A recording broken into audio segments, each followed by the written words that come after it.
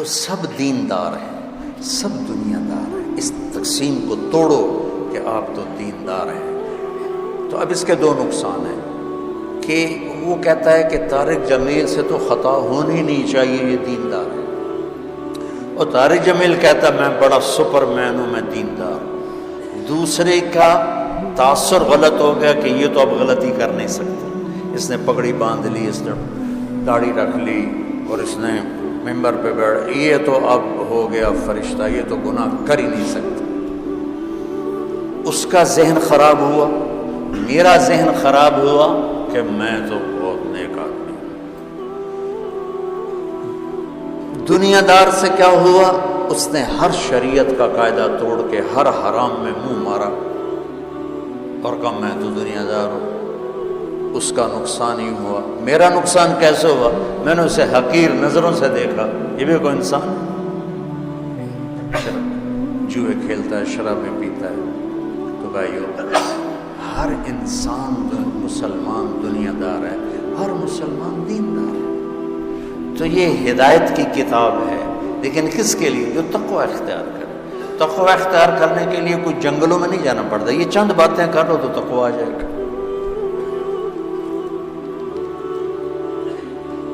دیکھو، ابو علی رحمۃ اللہ علیہ 6 صدی کے ایک عالم ہیں بغداد میں، وہ سورہ درس قرآن انہوں نے شروع کیا، سورہ بقرہ سے شروع کیا، 26 برس گزر گئے، سورہ بقرہ ختم نہیں ہوئی اور وہ مر گئے۔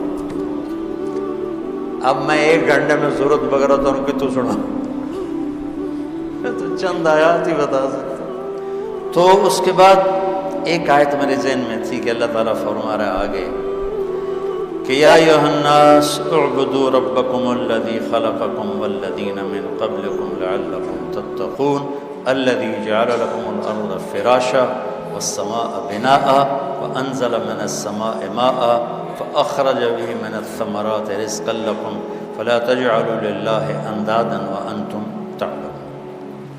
پہلے اللہ اپنا تعارف لے کے آ رہا ہے، سورۃ فاتحہ میں لے کے آ رہا ہے اللہ کو سب سے زیادہ پسند اپنی تعریف ہے۔ اللہ کو دعوت دینے والا کیوں پسند ہے؟ اس کی تعریف کر رہا ہے۔ چاہے تبلیغ والے سادہ اللہ خالق، اللہ مالک، اللہ رازق، اللہ خوش ہوتا۔ زمین چھوٹی، آسمان بڑا، انتہائی احمقانہ بات، پر اللہ بہت خوش ہوتا ہے کہ میری تعریف ہو رہی۔ المخلوق کی خالق کے ساتھ کوئی نسبت نہیں ہوتی کہ وہ دکان چھوٹی اور اللہ بڑا، زمین چھوٹی، زمین تشائی کوئی نہیں، آسمان چھوٹے اور اللہ بڑے۔ لیکن میں کہتا ہوں اللہ اس میں بھی خوش ہوتا ہوں۔ اللہ کو اپنی تعریف پسند ہے تو قرآن شروع کیا الحمد سے، سب تعریف۔ ایک ہوتی مدح، ایک ہوتی حمد۔ مدح ہے خوشامد، اور مدح ہے کسی عوض میں۔ خوشامد کو بھی مدح کہتے ہیں، اور کسی احسان کے بدلے میں تعریف کرنے کو مدح کہتے ہیں۔ اور حمد ہوتا ہے کہ وہ کچھ بھی نہ کرے، وہ ذات ہے ہی قابل تعریف، اس کی تعریف اس کا حق ہے، اس کا حق ہے۔ تو جس میں کوئی خوبی دیکھو اس کی تعریف کیا کرو، خوشامد نہ کیا کرو، تعریف۔ آپ نے حدیث سنی ہوگی مشہور، جو تمہاری تعریف کرے اس کے منہ میں مٹی ڈالو، سنی ہو؟ تعریف مراد نہیں ہے، خوشامد مراد۔ تو خوشامد آدمی کو تباہ کر دیتی، اور اس کی حوصلہ افزائی نہ کرنا بھی اس کو توڑ کے رکھ دیتا۔ جیسے میرے نبی نے خود اپنے صحابہ کی تعریف کی۔ تو خوشامد ہمارے دینی حلقوں میں بھی ہے، تھوڑا سا کوئی دنیا کے لحاظ سے بڑا ہو جائے اس کی خوشامد، کوئی دین کے لحاظ سے بڑا ہو جائے اس کی خوشامد۔ ہمیں ایک بڑے شیخ سے ملنے کی، ہمارے بڑے مشائخ میں سے، اس کے چشتی سلسلے کے، تو وہ تشریف فرما تھے، ہماری جماعت گئی، ان کے مریدین بیٹھے تھے کہ میں آپ کو دیکھو آنکھوں دیکھا بتا رہا ہوں، سنو ہوا نہیں بتا رہا۔ تو پیر صاحب کچھ بولنے لگے تو انہوں نے کہا بعض آدمی بات کرنے سے پہلے جیسے یہ گانے والے وہ راگ لاپتے ہیں تاکہ اس راگ پہ گانے کو لا سکیں، تھوڑی تھوڑی میرے اس زمانے پرانے کی یادیں الو کی پٹھی آ جاتی ہیں۔ وہ فرمانے لگے ابھی انہوں نے اتنا ہی کیا تھا تو مریدین کہنے لگے سبحان اللہ. میں نے اتنی مشکل سے اپنی ہنسی کو روکا. وہ کرما لے کو پیر نو بولن تا دیو خالی سبحان اللہ. مگر یہ ہیں وہ پیر مرید جو پیروں کے بیڑے غرق کر دیتے. ہماری کوئی دنیا میں بڑا بن جائے، افسر بن جائے، بڑا زمیندار ہو، بڑا تاجر ہو، بس اس کو اتنا مکھن لگاتے ہیں کہ وہ بے وقوف سمجھتا ہے میرے تو بڑا افلاطون ہی دنیا اس کو. اور جو کو دین میں بڑا ہو جائے تو اس کو اتنا مکھن لگاتے ہیں وہ سمجھتا ہے آج کا جنید بغدادی میں ہی ہوں. تو یہ دھوکہ نہ دینا کسی کو.